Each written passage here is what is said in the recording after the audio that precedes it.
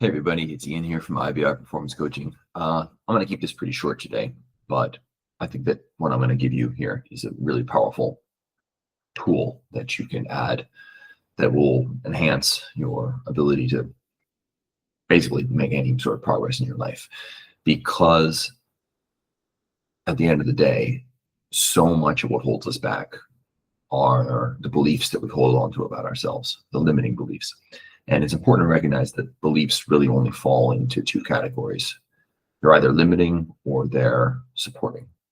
They either hold you back and prevent you from making progress, or they help you to grow. They allow you to challenge yourself.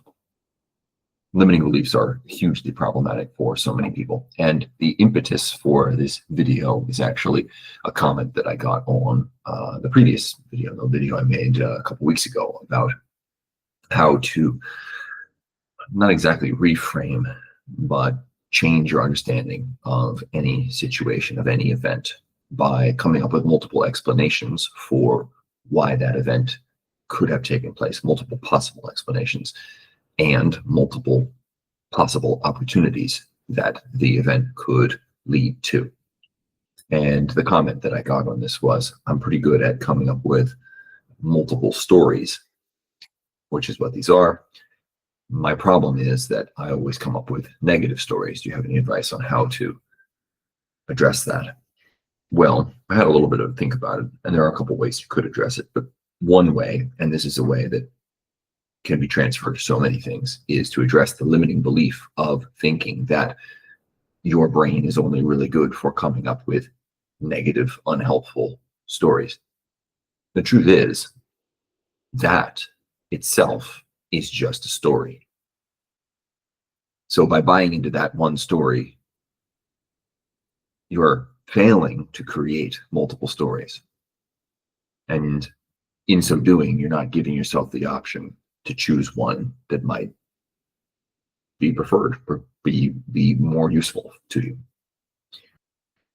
So how do we deal with limiting beliefs?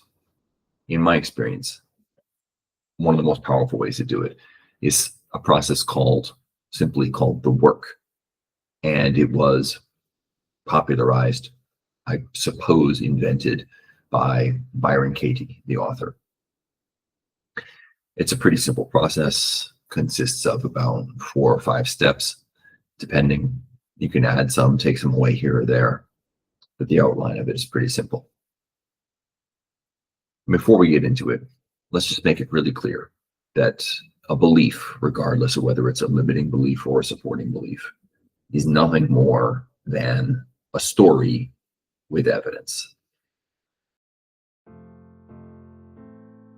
So if you want to change a belief, all you need to change that belief is a different story, which you are free to create at any time, and evidence to support that story, which you are free to go in search of anytime.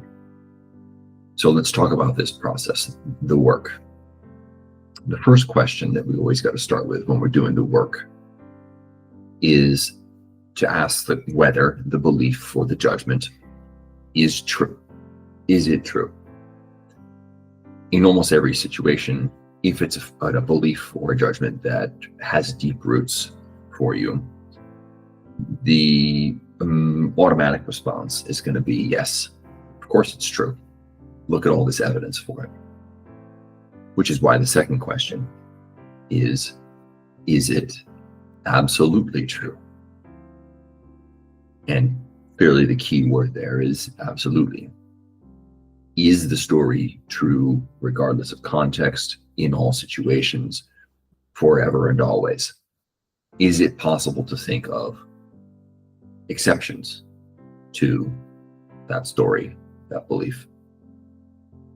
And in every single situation, the answer to this is also going to be yes. There's always some sort of exception. There's always some time when you behaved differently, when you acted in a way that was contrary to your belief about yourself. Okay, so we've just with those first 2 questions, we have already found a fracture line in this belief. We've already exposed a little bit of its weakness. The third question we're going to ask ourselves is, what happens when I entertain this belief, when I buy into this belief? And in the case of the example I gave you, where the belief is that my mind is only really good at coming up with negative possible subsequent consequences associated with some event, I don't want to put words into the author of that comment or that questions. I don't want to put words into his mind, but just as an example, if I were to ask him, what happens? How do you feel when you entertain or buy into that belief? I imagine it would be something like, I feel imprisoned. I feel smothered. I feel trapped. I feel stultified, something like this.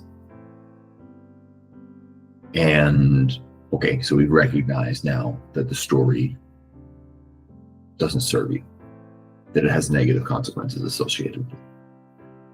Which takes us to the next question, which is, who would you be without that belief or that judgment? Who would you be without it? So imagine you could drop it. You could take it off like, a shirt or a pair of old socks or something. Cast it off in that way. Who would you be? Very often the answer here is going to be something like, I would feel free, I would feel capable, I would feel optimistic. Likely something positive.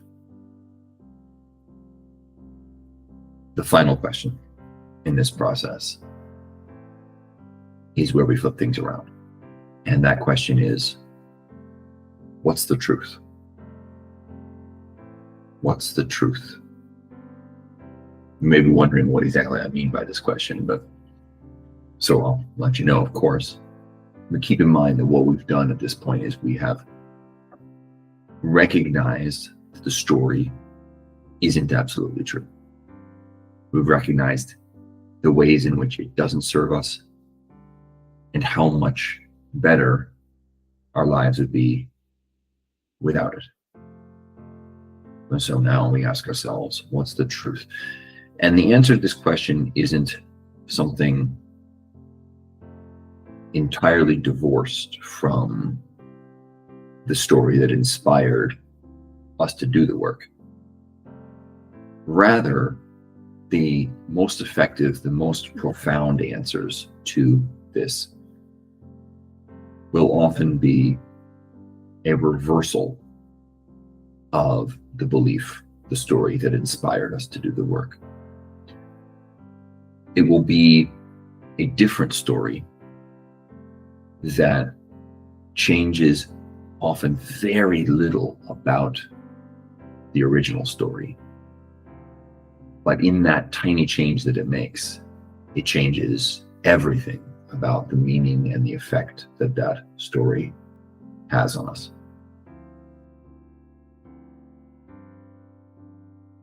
So here are some possible examples of the reversal. You might reverse it by adding a negative to it. So you might say, instead of my brain only comes up with negative stories, my brain doesn't only come up with negative stories. I bet that feels just as true if you pay close attention to it. How about my brain comes up with positive stories? What do we do there? We flip the meaning.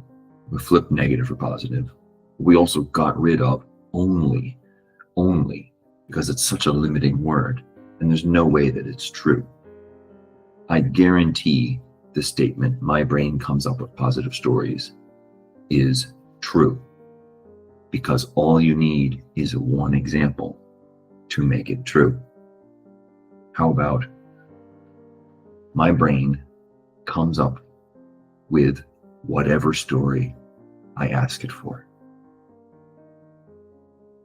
There are tons, an infinite number of mutations, permutations of this belief that you could run through.